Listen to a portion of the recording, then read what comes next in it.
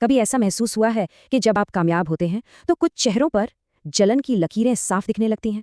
तो आज हम इसी अजीब पहेली को समझेंगे और जानेंगे कि कैसे हम अपनी सफलता को इतना मजबूत बना सकते हैं कि दूसरों की जलन हमें छू भी ना पाए। ये एक अजीब सा खेल है ना?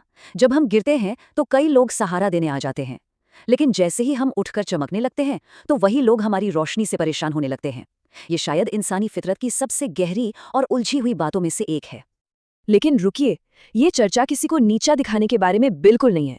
ये तो अपनी आत्मा को, अपने आप को इतना ऊपर उठाने के बारे में है कि दूसरों की जलन खुद ब खुद राख हो जाए। तो क्या आप तैयार हैं अपने अंदर की असली ताकत को जगाने के लिए? चलिए इस सफर पर एक साथ निकलते हैं। देखिए, ये यात्रा बाहर की दुनिया से नहीं बल्कि अंदर से शुरू होती है। जैसे एक मजबूत इमारत के लिए गहरी नींव जरूरी है, बिल्कुल वैसे ही बाहरी दुनिया की चुनौतियों का सामना करने के लिए एक मजबूत, एक अटूट मन का होना पहला कदम है। सबसे पहला तरीका है खामोशी। आज की इस शोर भरी दुनिया में जहां हर कोई अपनी हर छोटी बड़ी कामयाबी का ढिंडोरा पीट रहा है, वहां खामोशी आपका सबसे बड़ा हथियार है। सोचिए, एक किसान रात दिन खेत में मेहनत करता है, पर वो सुबह उठकर सोशल मीडिया पर इसका ऐलान नहीं करता। नहीं, वो चुपचाप काम करता है और जब फसल लहलहाती है तो दुनिया खुद ब खुद देख लेती है। आपकी सफलता आपका सबसे बड़ा सबूत है, आपके शब्द नहीं।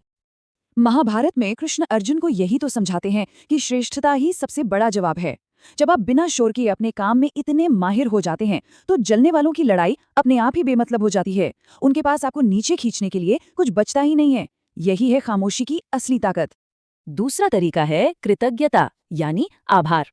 एक पुरानी कहानी है। एक गांव में दो भाई थे। छोटा भाई हमेशा बड़े भाई की कामयाबी से जलता था। एक दिन एक संत ने छोटे भाई से पूछा, बेटा, तुम्हारे पास दो आंखें हैं, दो हाथ हैं, क्या तुमने कभी इसके लिए शुक्रिया अदा किया?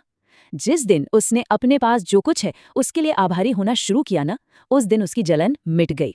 खुद से पूछिए, आज किस चीज के लिए शुक्रगुजार महसूस किया? और देखिए, यही सबसे बड़ा फर्क है। ईर्ष्यालु सोच एक छोटे बंद कमरे की तरह है, जहां लगता है कि किसी एक की सफलता दूसरे की जगह छीन लेगी। लेकिन एक शुक्रगुजार सोच खुले आसमान की तरह है, जहां हर सितारे के चमकने के लिए भरपूर जगह है। आपकी खुशी किसी और की उदासी की वजह नहीं है। और ये सबसे जरूरी है, दुनिया में सबसे कीमती चीज पैसा या शोहरत नहीं बल्कि मन की शांति है। जलने वाले लोग असल में चाहते हैं क्या परेशान रहें, लेकिन जब आप अपनी शांति को अपनी सबसे बड़ी दौलत मानकर उसकी रक्षा करते हैं तो उनकी सारी कोशिशें बेकार हो जाती हैं।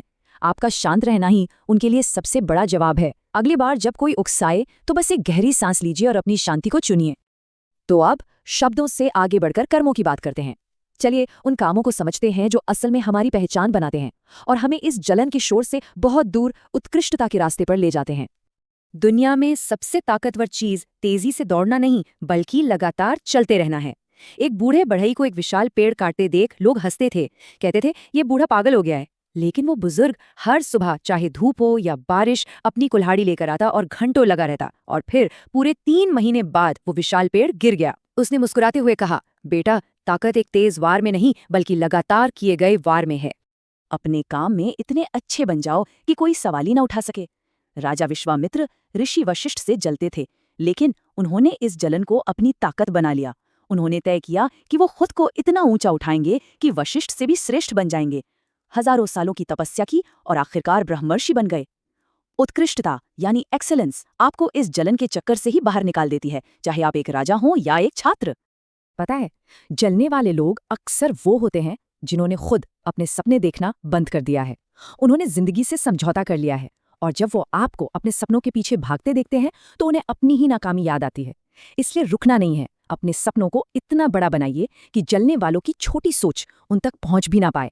आज ही अपने सपने की दिशा में एक छोटा सा कदम उठाइए। जब आप आगे बढ़ते हैं तो आलोचना और नेगेटिविटी ये सब तो आएगा ही। सवाल ये नहीं है कि ये क्यों आता है, बल्कि असली सवाल ये है कि आप इस बाहरी जहर को अपनी अंदरूनी ताकत में कैसे बदलते हैं। आप इसे खुद पर हावी होने देते हैं या इसे अपनी ताकत बनाते हैं। भगवान बुद्ध की एक घटना याद आती है। एक आदमी आया और उन्हें गालियां देने लगा। जब वो थक गया तो बुद्ध ने पूछा, अगर कोई तुम्हें कोई तोहफा दे और तुम उसे ना लो तो वो तोहफा किसके पास रहेगा? उस आदमी ने कहा, देने वाले के पास। बुद्ध मुस्कुराए, तो तुमने मुझे जो गालियां दी मैंने उन्हें स्वीकार ही नहीं किया। अगली बार जब कोई आलोचना करे तो मन में सोचें, मैं इस तोहफे को स्वीकार नहीं करता। ये सुनने में शायद थोड़ा अजीब लगे, लेकिन दया सबसे बड़ी शक्ति है। जब कोई आपसे जलता है तो असल में उसके अंदर दर्द और असुरक्षा होती है। जब आप जलने वालों के प्रति दया का भाव रखते हैं तो आप उस नफरत की चेन को तोड़ देते हैं। ये एक मुस्कान हो सकती है या एक साधारण सा धन्यवाद। आप एक नई पॉजिटिव एनर्जी बनाते हैं। लोग आपकी कहानी को अपने तरीके से लिखने की कोशिश करेंगे। वो कहेंगे कि आप खुशकिस्मत हैं, लेकिन सच तो ये है कि आपने मेहनत की है, संघर्ष किया है। आपकी कहानी के हकदार सिर्फ आप हैं। जब आपके धैर्य, धर्म यानी सही रास्ता, दोस्त और साथी के खंभे मजबूत हों तो कोई आपकी कहानी को झूठा साबित नहीं कर सकता। तो अब हम पहुंचते हैं उस आखिरी और सबसे जरूरी रहस्य पर जो बाकी सभी सिद्धांतों का सार है। ये वो चाबी है जो आपको ईर्ष्या के बंधन से हमेशा के लिए आजाद कर सकती है। देखिए, अपने आप से प्रेम करने का मतलब घमंड नहीं है। अहंकार कहता है मैं सबसे अच्छा हूँ और ये तुलना से पैदा होता है। वहीं आत्म प्रेम कहता है मैं जैसा भी हूँ ठीक हूँ और मैं बेहतर बन सकता हूँ, और ये आत्म स्वीकृति से पैदा होता है।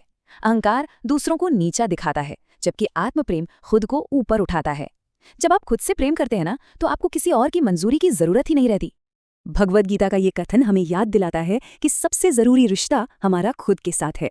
जब आप अपने आप से प्रेम करते हैं तो आप अपने सबसे अच्छे दोस्त बन जाते हैं, और फिर कोई बाहरी शक्ति आपको परेशान नहीं कर सकती। क्या आज आप अपने सबसे अच्छे दोस्त हैं? अब मैं आपसे एक बहुत गहरी बात कहना चाहती हूँ। सच तो ये है कि जलने वाले को जलाने की कोई ज़रूरत नहीं, वो तो पहले से ही अपनी जलन की आग में जल रहे हैं।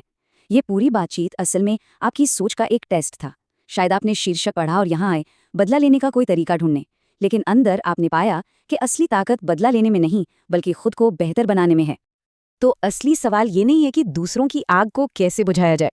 असली सवाल ये है कि आप अपनी मशाल को इतना तेज कैसे जलाएं कि आसपास के अंधेरे को रहने की जगह ही ना मिले। और यही असली जवाब है। जलने वालों को जलाने का सबसे अच्छा तरीका है खुद इतना रोशन हो जाना कि उनकी जलन की परछाई तक न बचे। सफलता का असली मतलब दूसरों को नीचा दिखाना नहीं है, बल्कि खुद को इतना ऊंचा उठाना है कि आपकी रोशनी से दूसरों का रास्ता भी रोशन हो सके। संत कबीर कहते हैं, निंदक नियरे राखिए आंगन कुटी छवाए, बिन पानी साबुन बिना निर्मल करे सुभाए।